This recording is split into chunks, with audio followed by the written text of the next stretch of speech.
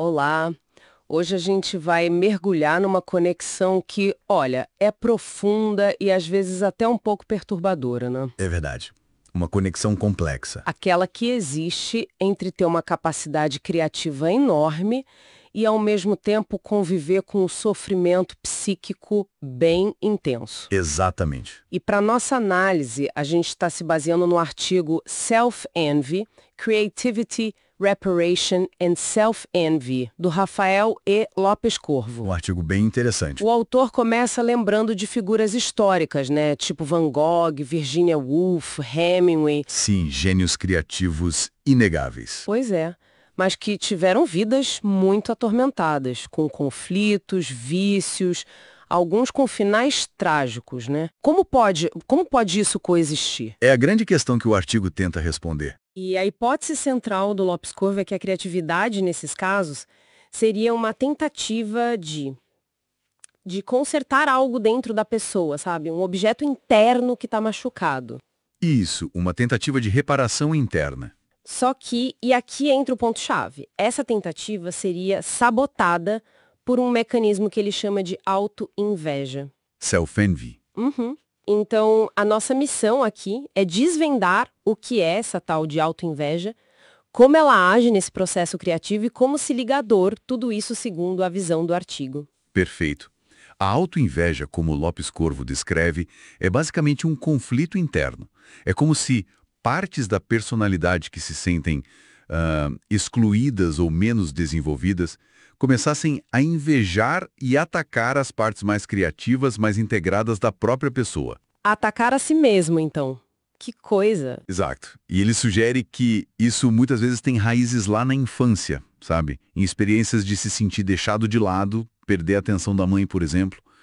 Coisas que afetam como a pessoa constrói o próprio valor, um narcisismo. E como essa ideia de autoinveja conversa com o que outros psicanalistas falaram sobre criatividade? Freud, o Winnicott, os Clenianos. Boa pergunta. Lopes Corvo situa a ideia dele nesse contexto.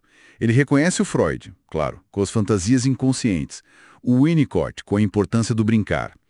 O Kohut, falando do narcisismo e da busca por um ideal. Certo. E ele dá uma atenção especial à visão kliniana, principalmente da Hannah Siegel, que vê a criatividade como uma tentativa de reparar a mãe interna, né? De superar aquela fase da posição depressiva. A fase de perceber que a gente ama e odeia a mesma pessoa. Isso. A autoinveja, então, seria um entrave específico nesse processo de reparação. Uma força contrária que vem de dentro. O autor descreve até um ciclo meio vicioso.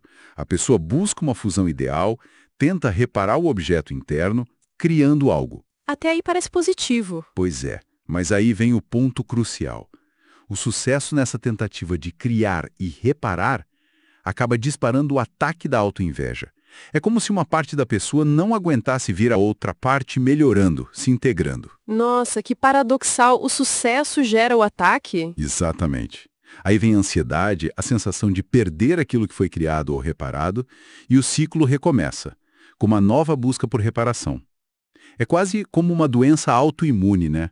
O sistema atacando a si mesmo quando algo bom acontece. Para deixar isso mais claro, o artigo traz um caso clínico, né? O da Nancy. Sim, o caso da Nancy é bem detalhado. Uma professora e escultora reconhecida, talentosa, mas com uma história pessoal bem difícil, de privação, abuso. E como a autoinveja aparecia nela. Olha, a Nancy vivia numa montanha russa. Tinha fases de muita produção artística, muito reconhecimento e, de repente, caía em períodos de angústia profunda, vazio, ressentimento. Uma oscilação bem marcada. Muito. A criatividade dela era claramente essa tentativa de juntar os cacos de um self que ela sentia muito fragmentado. Mas essa própria tentativa era atacada. Teve um sonho que ele analisa. Conta aí. Ela sonhou que estava pescando, super colaborativa, usando um método novo, eficiente. Tudo ia bem. De repente, no sonho, ela vira e exige 70% dos lucros para ela, tipo implodindo a parceria. Seria a parte invejosa sabotando o sucesso da parte criativa. Exatamente essa leitura. Outro exemplo que ele dá.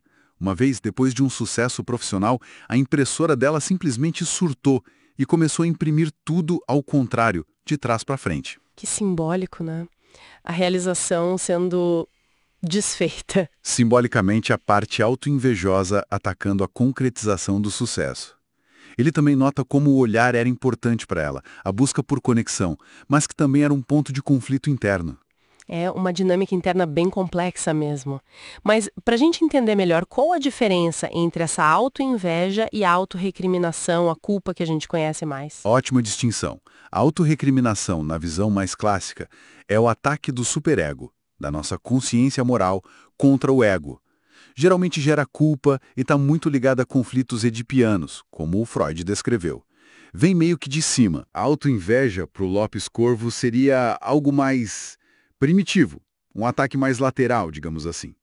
Não vem do superego estruturado, mas de partes fragmentadas do self, introjeções de aspectos de figuras do passado que atacam diretamente outras partes do self, especialmente a parte criativa, a que tenta reparar. É menos sobre fiz algo errado e mais sobre não suporto que essa parte boa exista ou tenha sucesso.